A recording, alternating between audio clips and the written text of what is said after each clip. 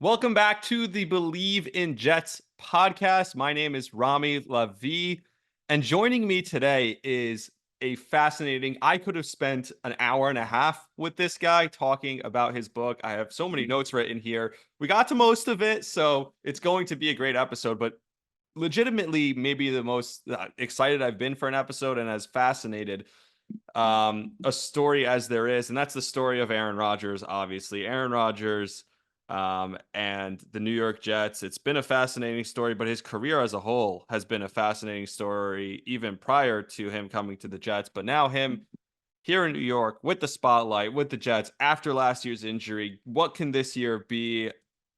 Well, there's a lot of questions, and to answer a lot of those questions, I'm joined by Ian O'Connor, who wrote his latest book. He's a New York Times four-time best-selling author. He wrote books about Coach K, Belichick, Derek Jeter, and his latest book is called Out of the Darkness: The Mystery of Aaron Rodgers. It's an unauthorized biography about Aaron Rodgers. He spoke to over 250 people in and around Aaron Rodgers' life to find out more about his story. And then, of course, fascinating, he actually sat down for 2 hours in his home in California with Aaron Rodgers to get just the final thoughts on the book before putting it out. So really just fascinating stuff. I got to sit with him and, you know, in prepping for this interview, in addition to reading a lot of the book, and it's such a page turner, which is incredible for a book that, isn't look, I like to read. I don't do a ton of it though. I listen to a lot of podcasts. I do listen to a lot of audiobooks,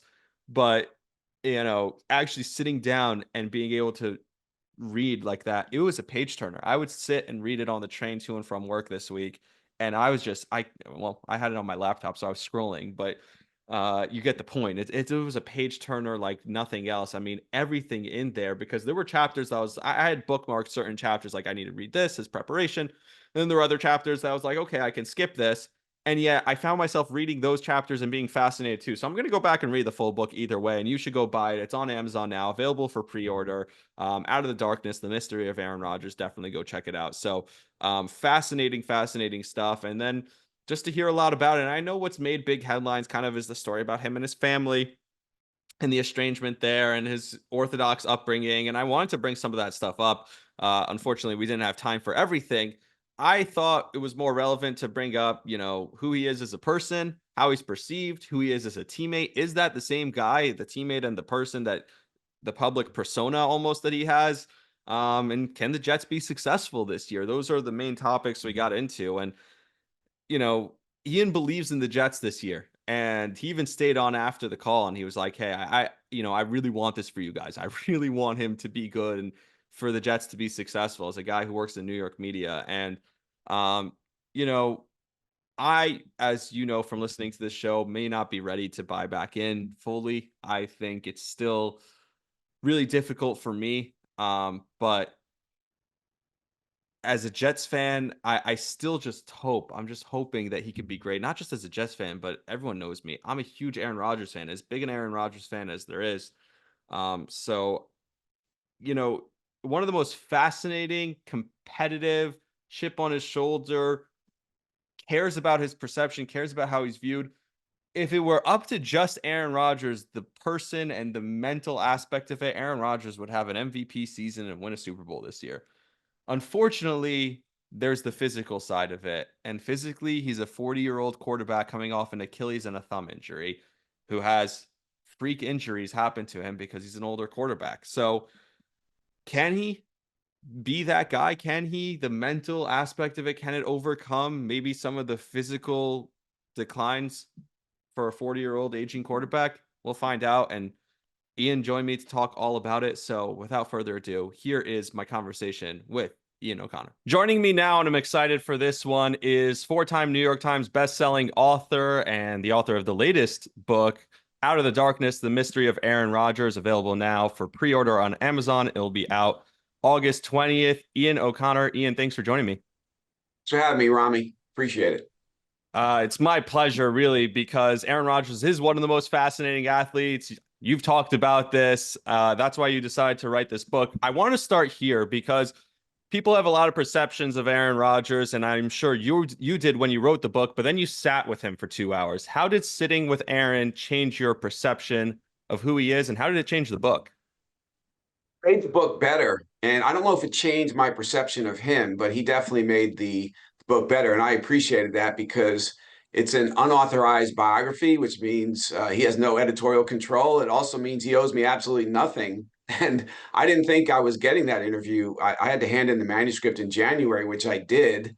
And after many attempts to reach him through the Jets, through his agent, directly to Aaron, and really getting no response, I assumed that this book would go without any cooperation. But ultimately, he agreed to meet me in February. I had to reopen the book. And I would just say, I always felt from a distance, Rami, that he was the best interview in the NFL. That even if you disagreed with a lot of what he was saying, he was thoughtful, he was engaging, he did not speak in cliches at all. He delivered long form answers all the time. So yeah, he was really good in that 2 hour setting. It was funny because his backyard is basically the Pacific Ocean there in Malibu. It's a beautiful place. And we're sitting out there, and I didn't know if he was going to give me a half hour or 45 minutes.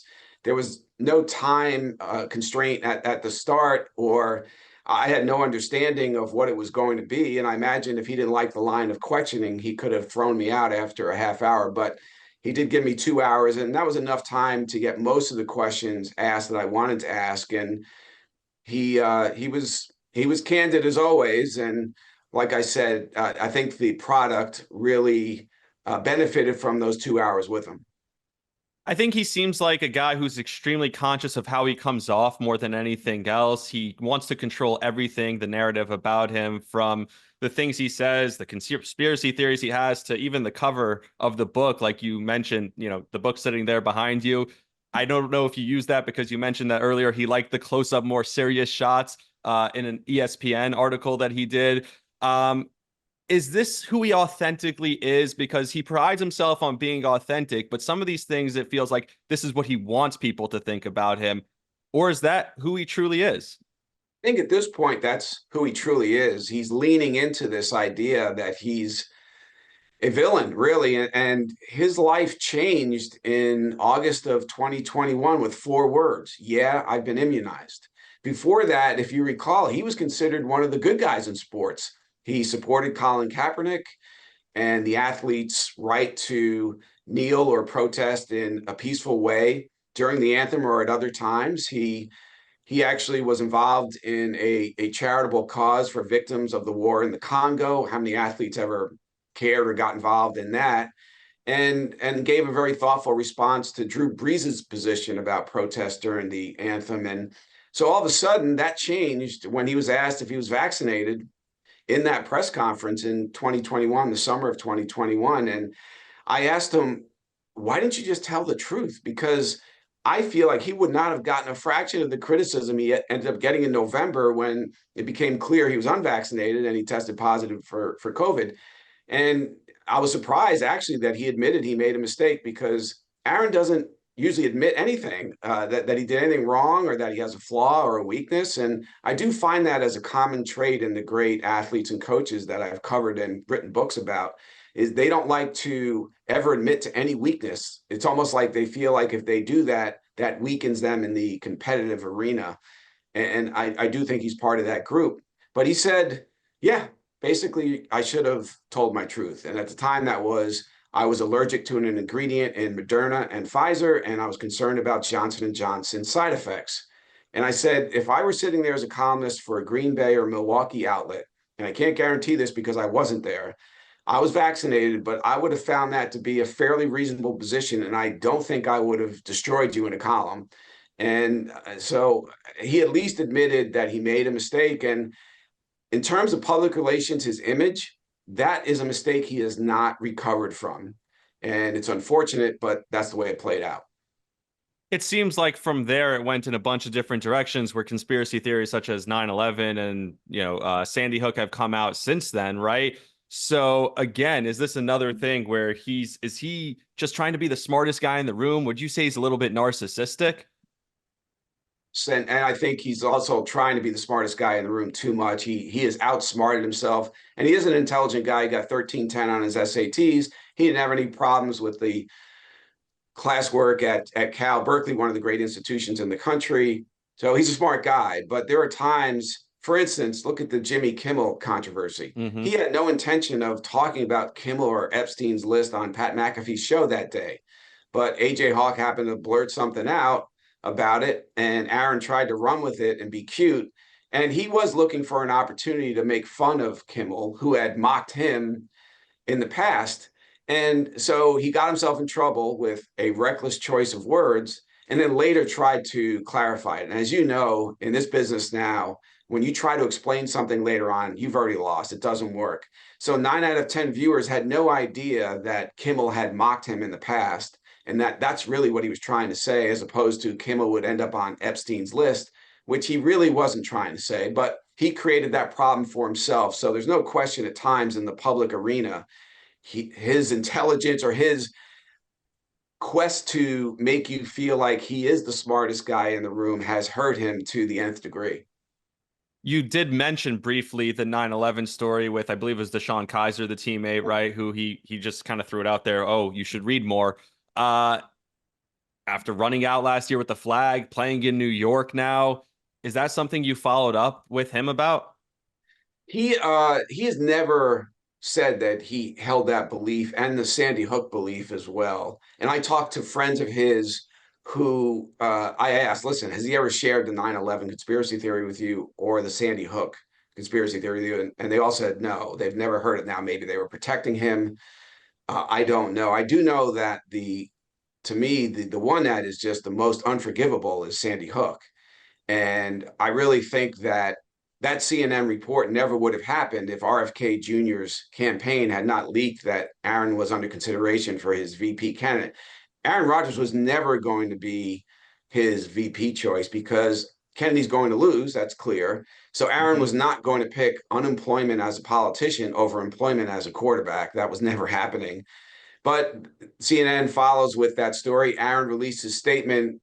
He did not deny saying it. I do find it curious that I've never seen this in almost 40 years of doing this, an outlet hold a story for 11 years. And so I do have some questions about that coming out of a private conversation at a party at the Kentucky Derby 11 years later. So, but I will say that he did not deny saying it. If he ever held that belief, it is unforgivable, and you don't have to be a parent to understand why. And I'll take him at his word that at the very least, he doesn't hold that belief anymore. Yeah, that's certainly true. One of the things, though, you mentioned there is his friends protecting him and things not coming out about him sometimes. There is this incredible loyalty with his friends, or is it a fear? Do his friends fear him? And we know, obviously, the stories with Diana Rossini and with Adam Schefter. Lose my number is what he's told them. Are people just deathly afraid? You know, you mentioned that you spoke to over 250 people. Aaron said on Boomer and Geo yesterday morning, he said, you probably tried to speak to 500 and only spoke to 250. He almost takes pride in the fact that his friends are overprotective of him. Do you think it's a fear thing? Yeah, there were. I have to say, he was in the ballpark anyway on his estimate there. I was amazed by the amount of people who seemed afraid to talk about him, particularly early in the process.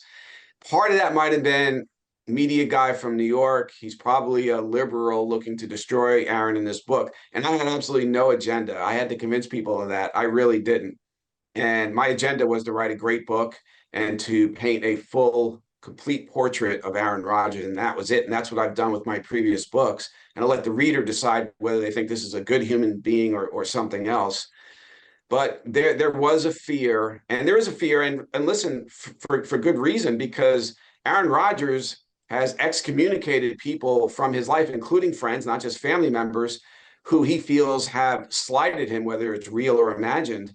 Jordan Russell is his best friend, has been for a long time, except for the 3 or 4 years he was kicked out of his life and put on what some people call the island, where Aaron puts people, and that's a cold and lonely place. You don't want to end up there. So there was a lot of concern. I had to win some people over, convince them I had no agenda. And So you're right. There are people who are not terrified, but afraid of saying the wrong thing and how Aaron would perceive that and what he would do to the relationship if he feels like he's been slighted.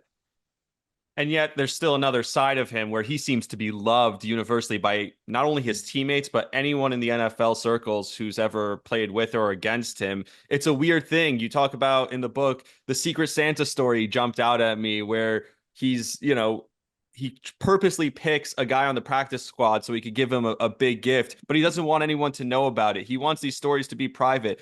Donations that he's made over the years, or even the Alan Lazard story where Alan Lazard says, I was already feeling bad about myself after making a mistake and he goes after me and puts me down even further. And yet Alan Lazard follows him to New York, right?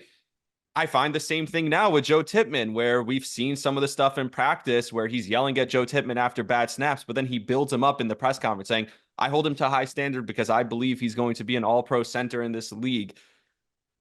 Is that a different side? Is on the field with his teammates? Is that a different side of him that people just adore and love? I think Rami on the field, he's always holding guys accountable. Now, when he was a younger player, he yelled at receivers more. And Joe Philbin, his offensive coordinator in Green Bay, told me that he said we visited on that issue more than anything else. That Aaron, I understand what you're doing with these receivers, but if you show them up on Monday Night Football in front of millions of people, that's not helping us. So he said Rodgers got better over time. Now, Lazard and others have told me that in practice, particularly, or in a game, if you make a mistake and run the wrong route, he's going to jump all over you. But as a teammate and as a leader, these guys do really admire him almost to a man. And that's going across his 20-year career.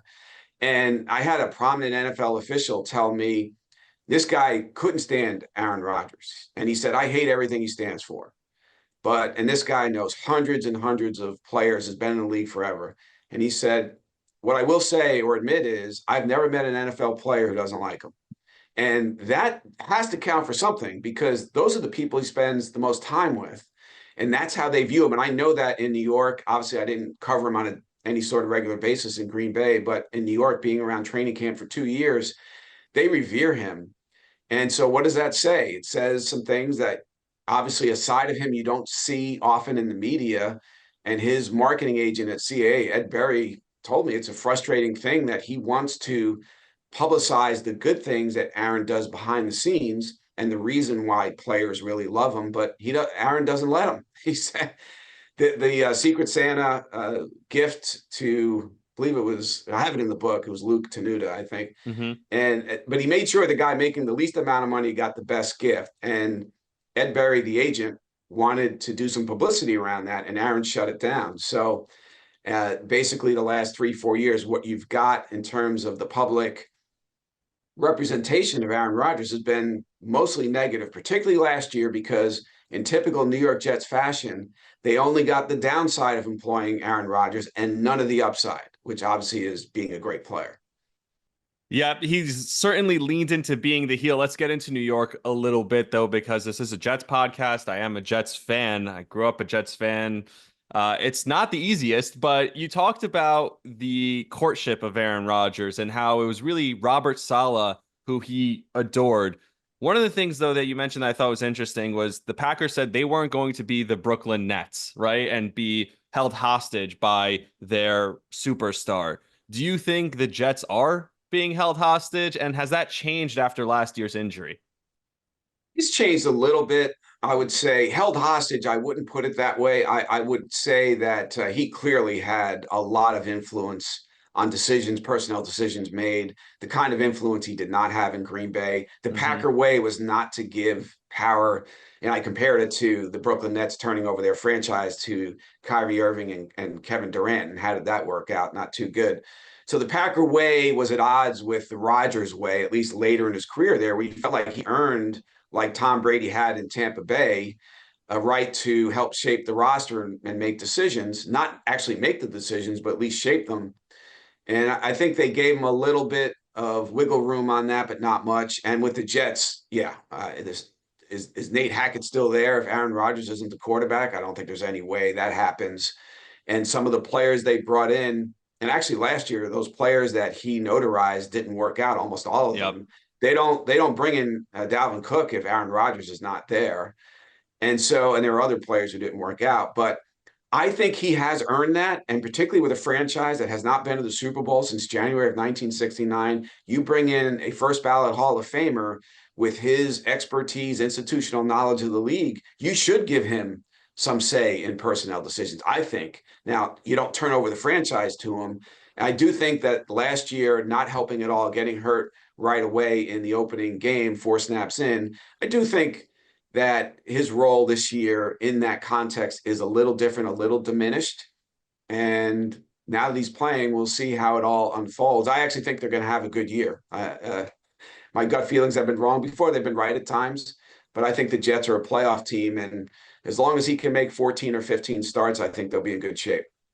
God, I hope so. You talked about that night being there in the building and how the atmosphere was like nothing you've ever seen with Jets fans. I was at WFAN that night and I was watching and I felt it also. And then all of a sudden it comes crashing down, or not even, because after the kick return, it was almost like the euphoria was kind of let out at the same time. You talked also about the fatalistic nature of Jets fans, and trust me, I know it as a Jet fan. I've worked with Joe B, so obviously I see it a lot. Um, do you think the Jet fans can buy back in this year to the level that they bought in last year after just getting totally torn apart last year? I think they will. It might take a few weeks. And I don't know what the NFL is doing scheduling a road game against the Niners. Are they trying to get Aaron hurt again? But the rest of the schedule after that early on is pretty manageable. You could see the Jets at 4-1 after 5 games. I'm not saying it's going to play out that way, but I think they'll buy in after seeing him healthy and playing at a fairly high level, maybe 2 or 3 weeks into the season. So maybe not right now. It's hard to ask them to do that after the complete buy-in of last year was completely betrayed by the football gods. So, and outside of the first baseball game after 9/11 at Shea Stadium, when Mike Piazza hits the home run to win the game in the eighth inning, I've never felt a crowd more energized for, and I don't even count that as a regular season game. That night was almost a religious experience. So Mm-hmm. outside of something like that, that Jets crowd going into kickoff, I've never felt a building in the regular season in New York sports more electric than that. And I was legitimately, like everybody else there, heartsick over what happened. I felt terrible for the fan base, for him. It was hard to take that night. And hopefully we don't see that again. I was 2 episodes into hosting this podcast and it came crashing down. I was as devastated as anyone, and I haven't seen it for 50 years. I've only been around for 25, but it was just devastating. As much as I've experienced heartache as a Jet fan, that was the most devastating. But we turned the page to this year, and we know Aaron Rodgers has a chip on his shoulder bigger than anyone's, right? Does he have enough good football, though, left in him? I think mentally he can come back and play the best football of his career. But one of the things you mentioned about his last season in Green Bay was freak injuries rather happen to guys who are a little bit older. Maybe this is True. just one in the line of many freak injuries and his body can't keep up with it. Do you think there's any good football left in that body? I do, but I think that's a very valid concern, Rami. I think because you go back to his last year in Green Bay and he had the thumb injury that Yep. impacted that entire or most of that season. And they don't make the playoffs. They have a chance against Detroit in that final game, and they don't get it done. And he didn't play well in that game. So it's been a while since he's played high level Aaron Rodgers football, or it feels like it anyway. And so I think early on this season, maybe he needs that confidence back and as not so much that first game, but winning, say, the next 2 or 3 after that and playing Aaron Rodgers football, I think that would settle everybody into the season, including himself. And so I do think, though, that he can give the Jets 1 or 2 good seasons. And man, if he can somehow win a ring here in New York City, what that would do for his legacy and it would just look. Peyton Manning won his second ring at the end of his career, but he wasn't the same player anymore. John Elway won both of his rings right at the end of his career, and that really helped both of their legacies. And Aaron Rodgers wins one for New York after winning one for an iconic Green Bay franchise to end a championship drought in New York. Ask Mark Messier what that felt like in 1994. There's a guy who won 5 Stanley Cups in Edmonton, and all anyone talks to him about is the one he won in New York. because it's New York and it's different. And we're biased probably, but I mean, New York City, there's only one of those. And if you win a championship and end a drought in the Big Apple, it's going to do an awful lot for his historical standing in sport. Not only that, but I also think some of the off-field missteps. And victory is not supposed to equal virtue, but we know how that works. If he wins the big one for the Jets, that's going to wipe away a lot of sins on and off the field. So we'll see if he can get it done. Hey, I hope so. But you mentioned the early season. If it does go poorly, you've also written a book about Bill Belichick. You mentioned also with Robert Saleh and the relationship there, maybe fraying a little bit. You talked about it on Colin Cowherd. Do you think there's a possibility early in the season, things are going poorly, the Jets try and look to bring in Bill Belichick? It's a great question. I have not thought of the in-season possibility.